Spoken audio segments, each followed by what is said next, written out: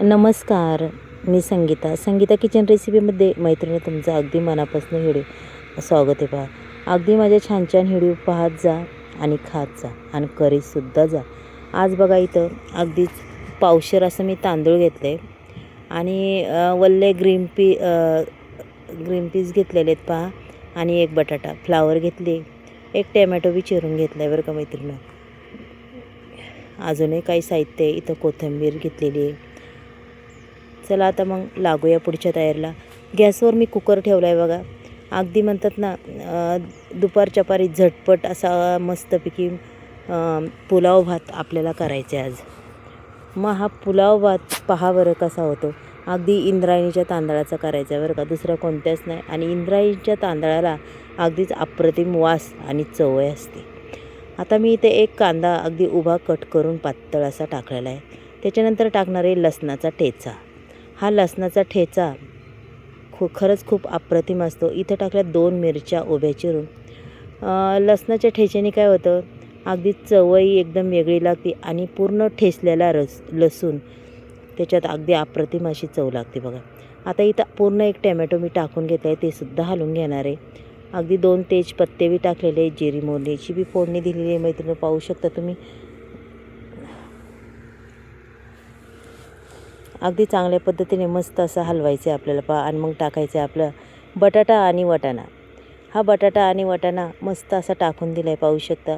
अगदी साधा सोपा हा पुलाव आहे मैत्रिणी, खूप छान आणि चवीला बी खूप अप्रतिम. कसं आहे, दुपारच्या पारी आपल्याला भूक लागली किंवा 4 वाजता लागली की आपण अगदी असा झटपट बनवू शकतो. त्याशिवाय आपल्या घरातच सगळ्या वस्तू असतात.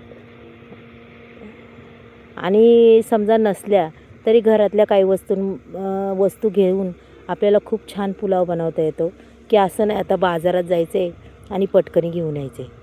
इथं संपूर्ण काही बेसिक थोडे मसाले टाकले, जास्तही टाकले नाही, कारण की इथं लहान पोरं खाणार आहे ना, म्हणून मी अजिबात हा पुलाव तिखट होऊन देणार नाही. आता पूर्ण मी ते हलवून घेणार आहे बघा. कलर आहे मैत्रिणी एवढा सुंदर आलेला आहे, अगदी अप्रतिम कलर असा दिसतोय, पाहू शकता तुम्ही. आणि खूपच छान पहा बरं, एवढा सुंदर कलर आला आहे. आता हे अगदी मस्त अशी कोथिंबीर टाकायची मूडवर आणि पूर्णपणे ते हलवून घ्यायचे बरं का आपल्याला मैत्रिणी. हा पुलाव अगदी झटपट घाईच्या कामात व्हायचा, घाईच्या कामात करायचं म्हणलं 5 मिनटाच्या आत तयार होतो पहा. आता हे तर प्रत्येकीलाच माहीत असेल, पण प्रत्येकीची करण्याची पद्धत खूप वेगळी असते.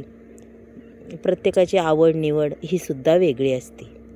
असं नाही की सगळ्यांच्याच आवडी ह्या सारख्या असतात. आता इथं मी तांदूळही टाकून दिले, अगदी मस्तपैकी मीठही टाकले पहा. अगदी छान पद्धतीने मी ते परतून घेतलेलं आहे आणि अगदीच मस्त असं परतलं गेलं आहे पहा मैत्रिणी. आता इथं आपल्याला पावशेर तांदळाला अर्धा लिटर पाणी, एवढं पाणी पुरेसं होणार आहे बरं का. अगदी मोजून मापून पाणी, असं नाही की कमी जास्त असं अजिबात नाही, अगदी मोजून मापून. पावशेर तांदळाला अर्धा लिटर पाणी बघा. कुठेही जास्त कमी होणार नाही आहे, पाहू शकता तुम्ही. अगदी मस्तपैकी चला पाणी ओतून घेतले. आता आपल्याला घ्यायच्या त्याच्यात 3 शिट्ट्या काढून. जास्तही घ्यायच्या नाही, कारण की काय होतं, जास्त शिट्ट्या घेतल्या की आपला भात लागू बी शकतो. हे बघा, मस्त असा आपला पुलाव तयार झालेला आहे, पाहू शकता मैत्रिणी, खूप छान. आणि झाकण उघडल्या अगदीच इंद्रायणीच्या तांदळाचा मस्त असा वास सुटतो. आणि कसं आहे, तुम्हाला वाटतं ना आता हा भात थोडासा चिकट, पण इंद्रायणी तांदळाचा भात थोडासा चिकटच होतो, पण चव खूप अप्रतिम लागते मैत्रिणी. मग नक्कीच मला सांगा हा भात कसा झाला आहे. चला मग उद्या भेटूया आपण. बाय.